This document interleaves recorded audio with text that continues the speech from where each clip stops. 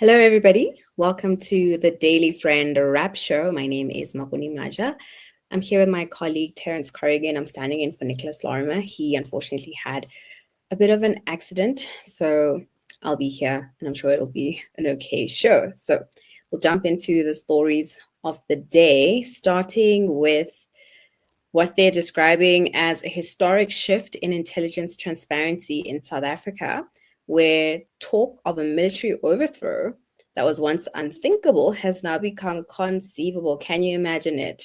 Business Day headlines this as security cracks laid bare as minister flags the risk of a coup.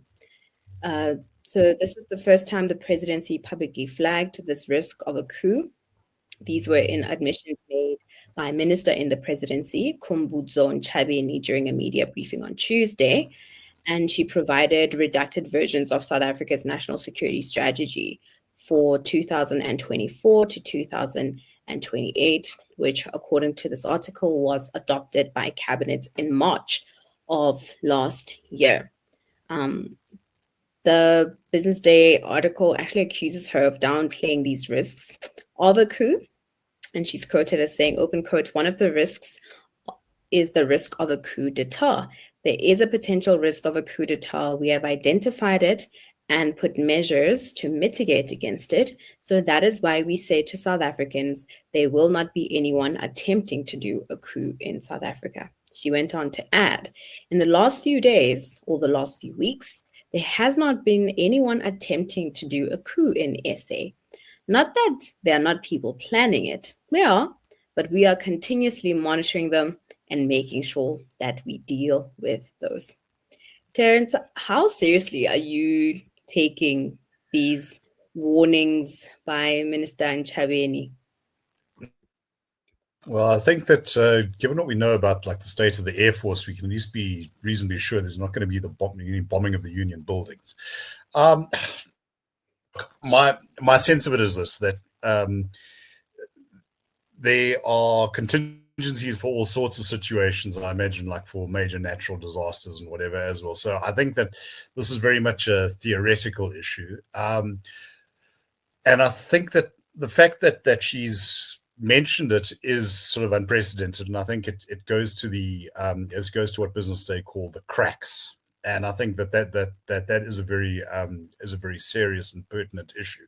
Remember, in 2021, the state literally lost control of swathes of the country. It just wasn't around. So while I think that this is like very much a 1 in 1,000 shots, so I'm not going to lose any sleep. I don't expect an armored personnel carrier to come crashing through my door anytime soon, mostly because a lot of them don't work. I think that this does say something about the mind shift, just the depths of South Africa's crisis. What would once have just been laughed out of court is now treated quite seriously, and we should all be worried about that. Unfortunately, what we have here is decades of politicized intelligence gathering, of jobs for pearls, of systemic corruption that's been tolerated, in some respects encouraged, and you end up in a situation where the state is powerless to defend itself. As I say, my concern is not rebellious soldiers; it's things like organized crime. Yeah, no, those are fair statements. I'm particularly not put at ease when I hear the government say they are on top of anything, but I'm also deeply suspicious of these sudden elements in South Africa that want to overthrow the government. I mean, they intimate, the fact that Lieutenant General Makone, has now put on blast the fact that there are these criminal elements within our justice system. But then to go as far as imagining, certain factions of our military taking up arms to end the government undemocratically, it seems very far from our reality. I would say that anything like that, I imagine, would be met by basically an uprising. Whatever South Africans' multitudinous failings, and believe me, there are many that we have as a country, we don't like being oppressed. And the idea that the army is going to sort of step in and take over, I really don't think that that South Africa's people of all backgrounds would stand for it. And I frankly don't think that our military is in a position to really exercise that sort of control. Yeah, that's a fair criticism.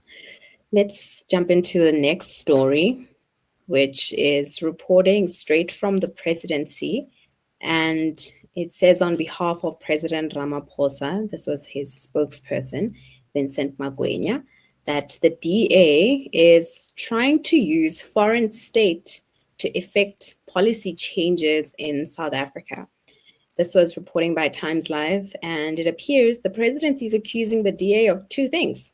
The first is of, exposing this issue, which was exposed by DA MP Emma Powell, that the Trump administration had formally rejected our U.S. envoy, special envoy Mcebisi Jonas's credentials, that they are avenging the axing of, former DA Deputy Minister Andrew Whitfield.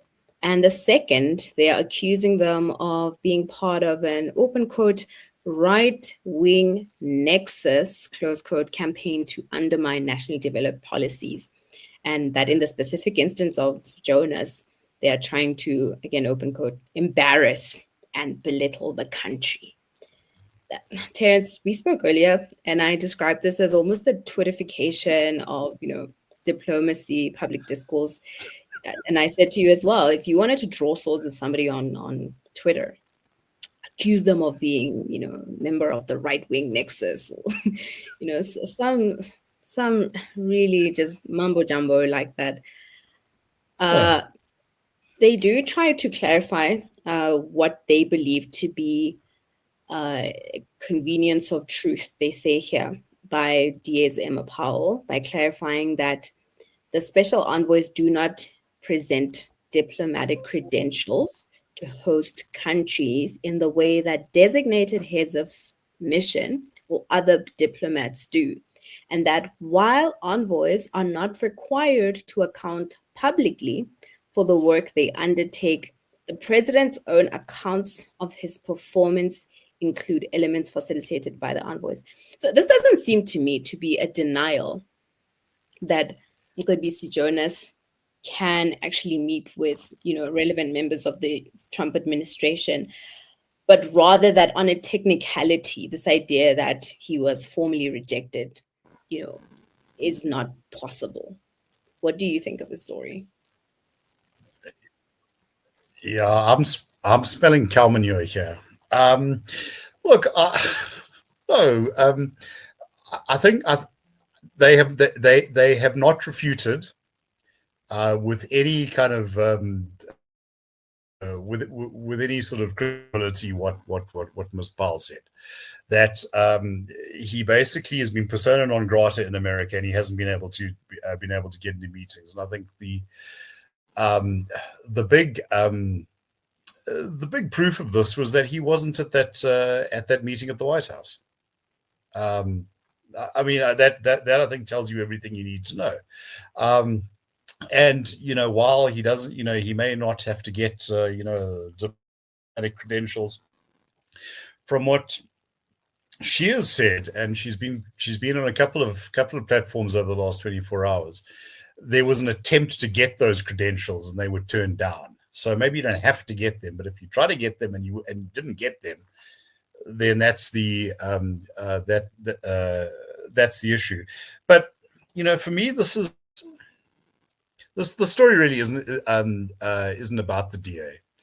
I think it would be very noteworthy if this was exposed by MK or by the EFF or by the Freedom Front Plus or whomever. The fundamental point for me is very simple. It seems that you have a looming sort of trade deadline, you have South Africa's relations with America probably at their lowest point in history. And I mean this going back to 1799, when we had our first consulate established in Cape Town to deal with rowdy whalers. And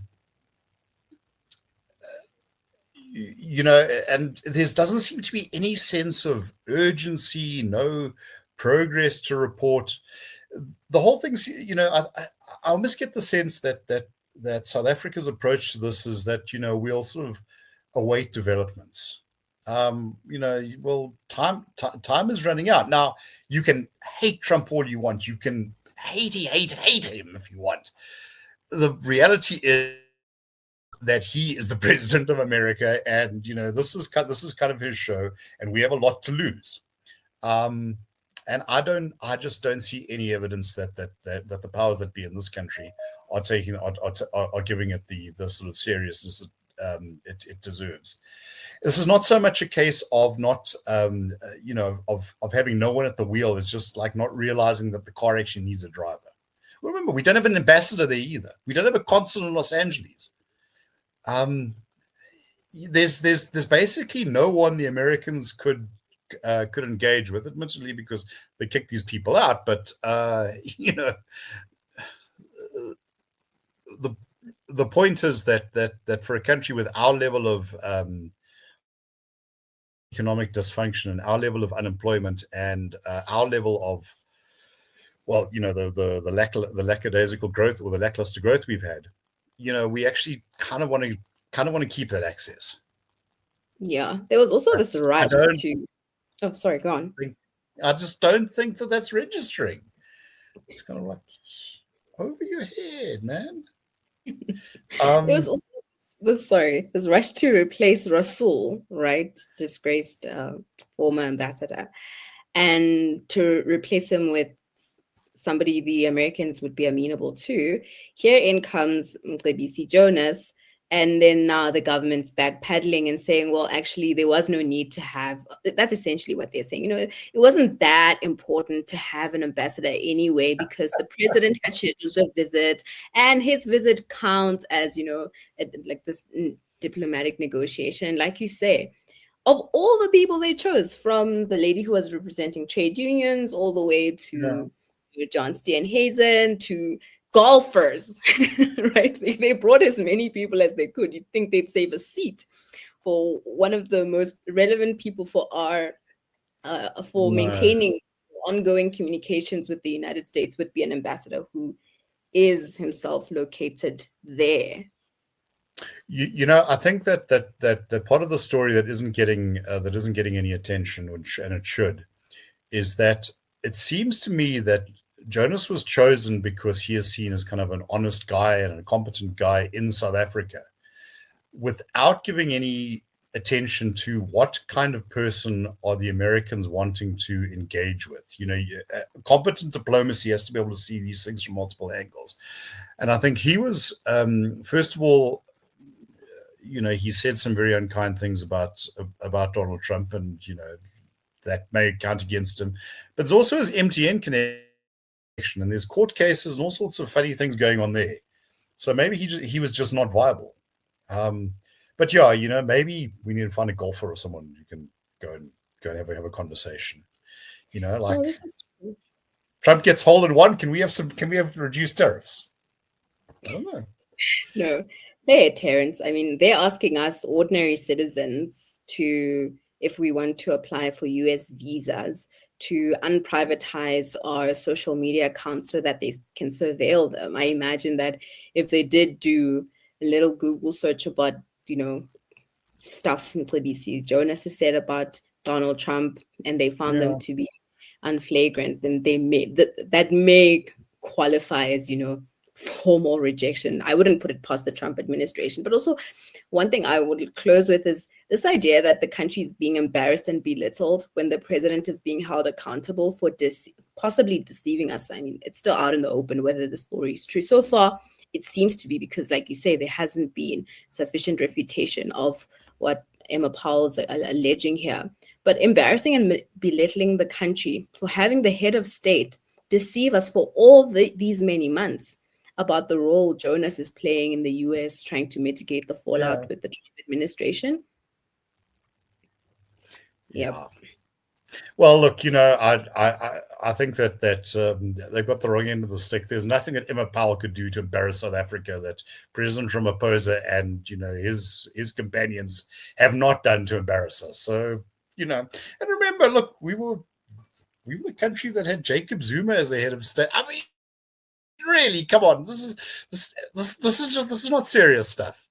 We called Niehaus as an ambassador, and we've had sex pests and alcoholics and guys who beat up their domestic workers. I think that I could be wrong about that. And look, it's not like the bar is set very high.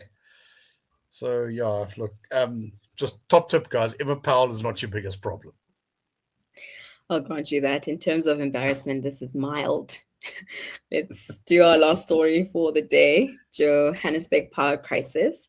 This is reporting from Daily Maverick that claims that almost 100,000, and if you're looking at Terence pulling out his hair there, it's because he's been victim number one of these almost 100,000 reported outages in the last 9 months, 5,126 of which were very serious. The key findings here, according to this Daily Maverick investigation, is that serious high voltage and medium voltage outages are getting worse as the grid reaches its end life, and that this is the first independent attempt to put a number on the scale of Johannesburg's power crisis, placing South Africa's economic powerhouse at risk, and that they've been tabulating these reports quarterly from July 2024, so a year ago, till the end of March 2025. I read directly from the Daily Maverick article. Terence, how bad is it? How bad is it? It's bad. Look, it's not like Freetown in Sierra Leone, but let's just say direct travel is not encouraging. Look, I moved to Joburg in the 1990s, and for that first sort of decade, this is up to about 2008, 2009. Joburg was a nice city. It was vibrant.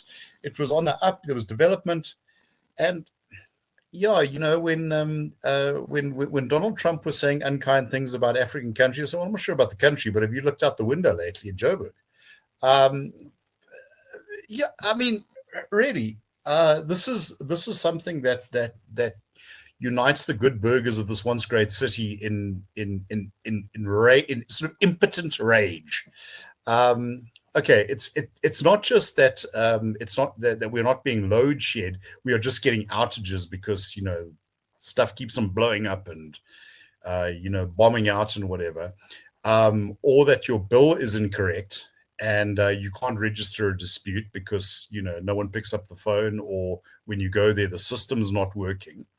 And when you sort of complain, they say, "Well, no, you're going to have to pay all of this money." Yeah, we realize it's our fault, not yours. But hey, then you find some of these guys who come to do the connections and disconnections also have their side hustles about, for $500, I can just not disconnect you. It's not just that when you are disconnected, that 48 to 72 hour disconnection period can sometimes stretch into like 6-7 days. That's despite having paid, surrendered and paid immediately.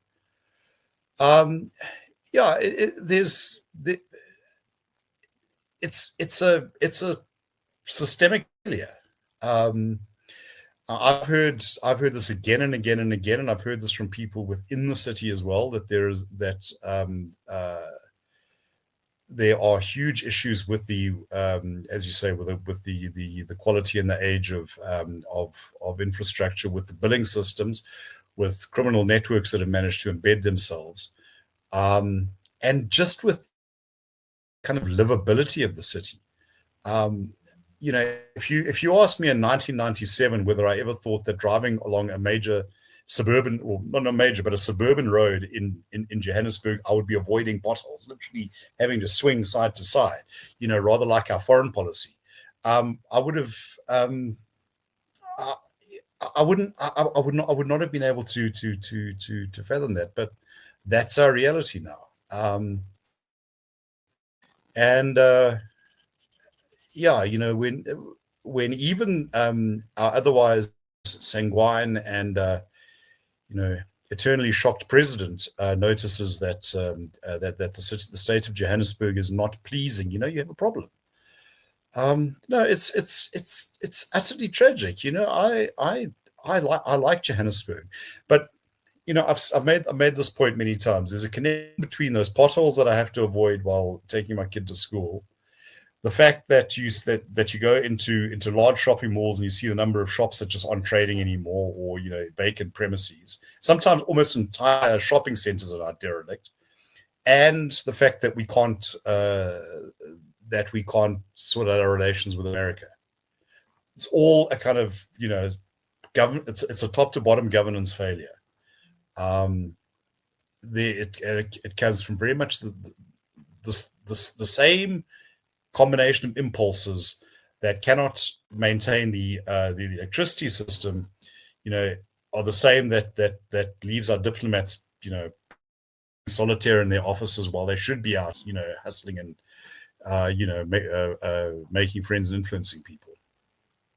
Yeah, you mentioned our sanguine and ever shocked president. Even he finds the state of Johannesburg to be deplorable, to the extent that he tried to usurp, the role of the premier and others who govern, just take the reins himself and see if he can alleviate some of the pressures that they're clearly facing in terms of management. They're just not able to.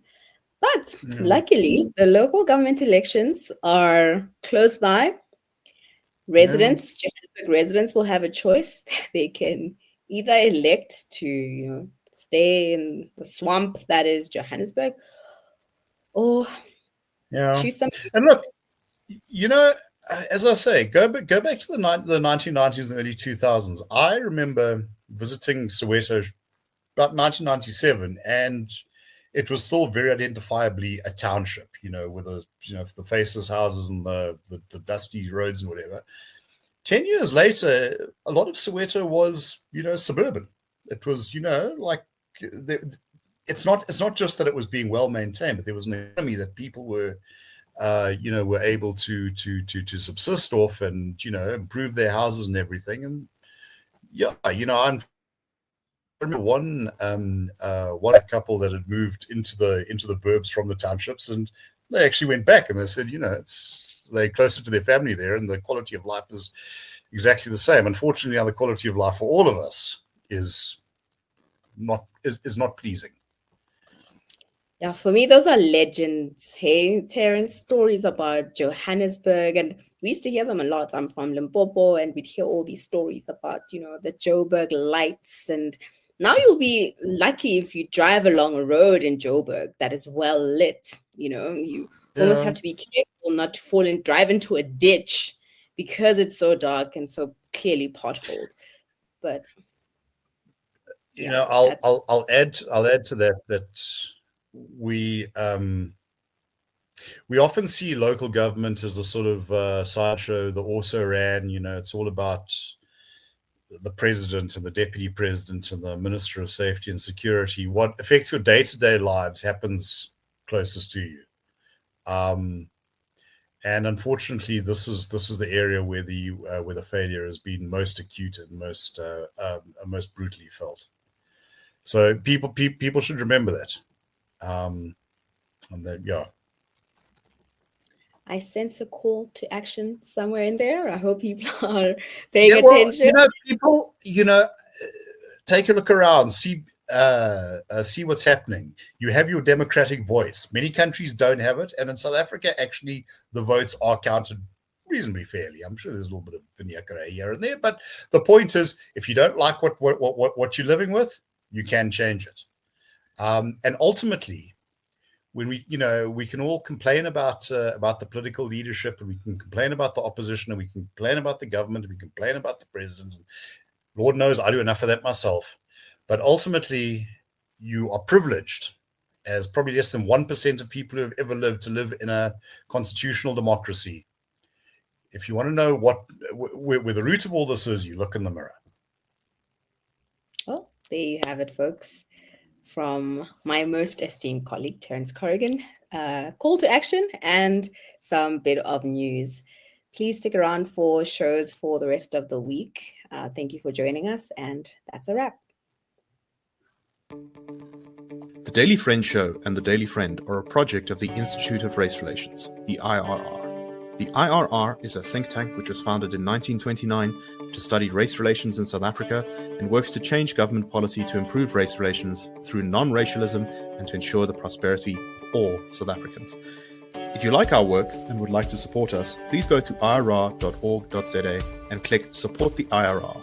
Or you can go to thedailyfriend.co.za